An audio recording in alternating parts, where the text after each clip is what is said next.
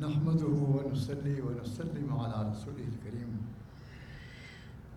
حضرت مولانا سید عبدالخبیر آزاد صاحب، تمام علماء کرام، میرے بزرگوں، بھائیوں، جب میں 12 سال کا تھا اس وقت میں نے پاکستان کو بنتے ہوئے دیکھا.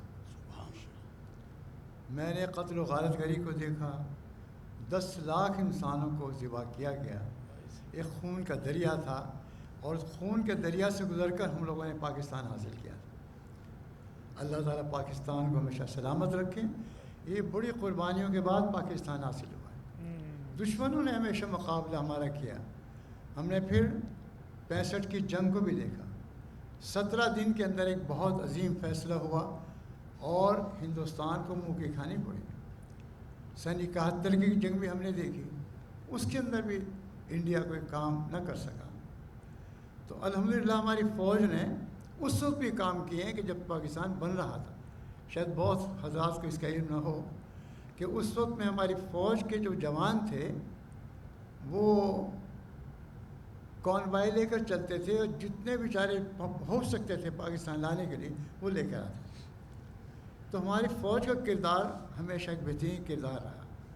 قیام پاکستان کے وقت بھی، 65 کی جنگ میں بھی، 71 کی جنگ کے اندر بھی، اور اس کے بعد کبھی ہمارے ساتھ ہندوستان نے کوئی رعایت نہیں کی، بلکہ ہمیشہ کوشش کی ہے کہ وہ پاکستان کو نعوذ باللہ صفحہ ہستی سے مٹا دیں. آج بھی وہی دھمکی دے رہے ہیں.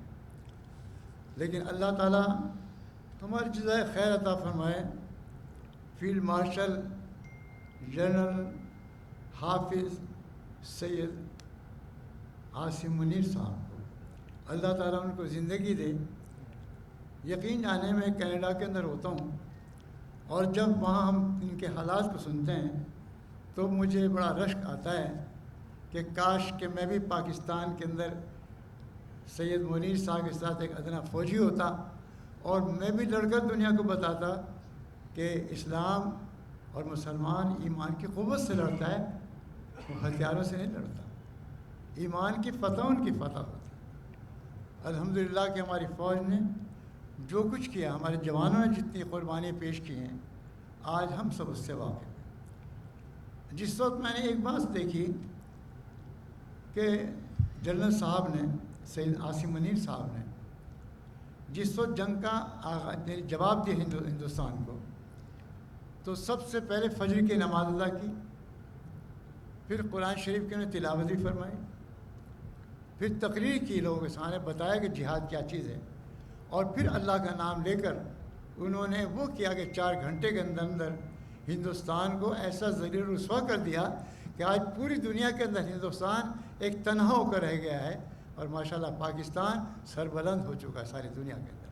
آج پاکستان کا یہ نام ہے کہ جہاں پاکستان کا نام آتا ہے وہاں پر ایک عزت اور احترام کا پہلو سب کے سامنے آتا ہے. تو اللہ تعالیٰ میں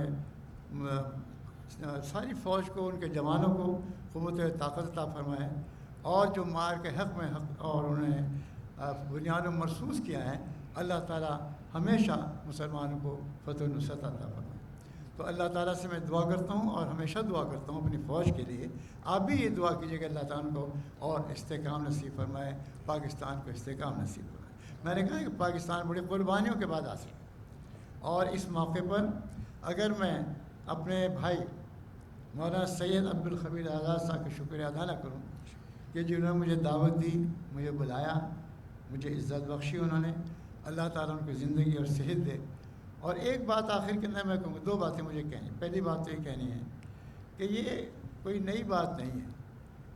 آپ کے والد محترم مولانا سید عبدالقادر آزاد صاحب رحمۃ اللہ علیہ پوری زندگی وہ اسی طریقے سے سب کو جوڑتے رہے. کبھی میں نے نہیں دیکھا کہ انہیں کوئی ایسی بات کی ہو کہ اس کے اندر کوئی فرقہ پرستی ہو. اور مجھے بڑی خوشی ہے کہ انہی کے راستے پر چلتے ہوئے آج ہمارے میرے بہت ہی عزیز، میرے سے بہت چھوٹے ہیں لیکن میں ان کو بھائی اس لیے کہتا ہوں کہ ہے ہی میرے بھائی.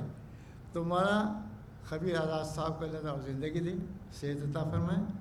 اور ایک میں پیغام دینا چاہتا ہوں آخر کے اندر، اور پیغام میرا یہ ہے کہ آج ہمارے ہاں کچھ بیرونی طاقت ہے، بہت کچھ خرچ کرنے کے بعد اس بات کی کوشش کر رہے ہیں کہ پاکستان کے اندر سنی اور شیعہ کا مسئلہ اٹھائیں۔ آپ متفق ہیں؟ نہیں ہوگا انشاءاللہ، ہمیشہ کرتی رہیں گے، کبھی ہمیشہ، لیکن یہ کہ کبھی کامیابی اس وقت میں انہوں نے بہت، حالانکہ الحمدللہ اس جنگ کے بعد شیعہ سنی کا مسئلہ الحمدللہ حل ہو گیا۔ دیکھیں ہم تو سب ہیں، جماعتیں ہوتی ہیں، اپنے اپنی فکر ہوتی ہے، لیکن یہ کہ ہم کسی کو مجبور نہیں کرتے۔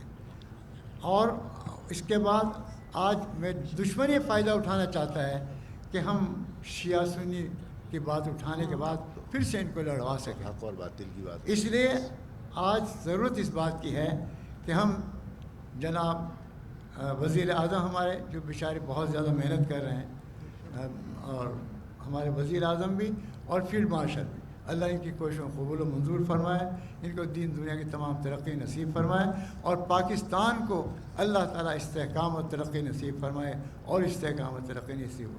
ایک دفعہ صرف میرے ساتھ ہی کہہ لیجیے، نعرہ تکبیر، اللہ اکبر، نعرہ تکبیر، اللہ اکبر، نعرہ تکبیر، جزاکم اللہ خیر۔ اللہ تعالیٰ